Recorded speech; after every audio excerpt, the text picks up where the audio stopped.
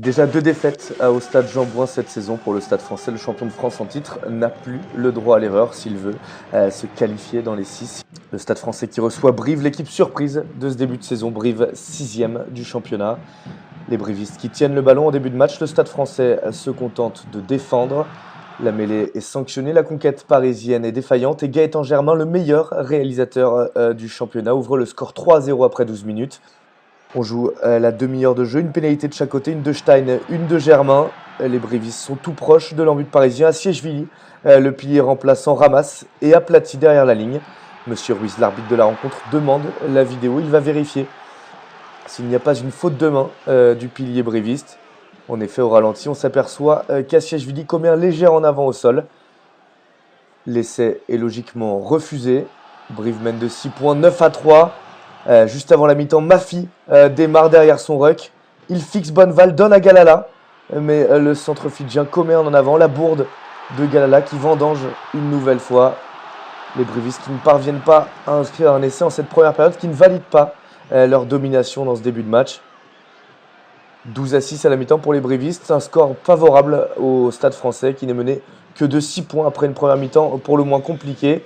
Et au bout de 10 minutes, malgré l'entrée de Slimani, les internationaux qui commencent à faire leur entrée côté stadiste, c'est Guillaume Nami qui inscrit un essai au large. Saint-Zel qui manque son interception sur cette passe de Galala. Nami qui hérite du ballon, qui n'a plus qu'à filer à l'essai. Les cannes de Guillaume Nami qui inscrit le premier essai de la rencontre.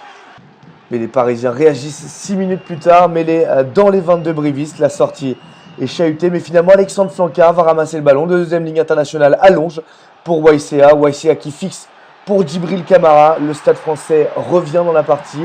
Plus que 3 points d'écart, 14-17. On admet au ralenti la passe d'Alexandre Flancard, la passe sautée pour YCA qui n'a plus qu'à servir Camara. Il libère son ballon, libération rapide, ça joue au large. Stein pour YCA, Petre a bien glissé, mais Nami ne garde pas l'extérieur. Bonneval est servi et fixe pour Saint-Zel. Le Stade français prend l'avantage pour la première fois dans ce match. 19-17 pour les Parisiens, 2 essais à 1.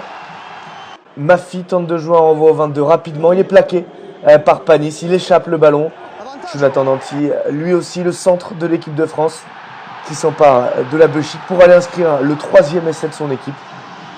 32-17, ce sera le score final. Les brivistes ne sont pas parvenus à ramener le moindre point du Stade français, ce qu'ils avaient pourtant réussi à faire la saison précédente. Le Stade français entame de la meilleure des manières ce bloc de 7 matchs pour espérer intégrer les 6.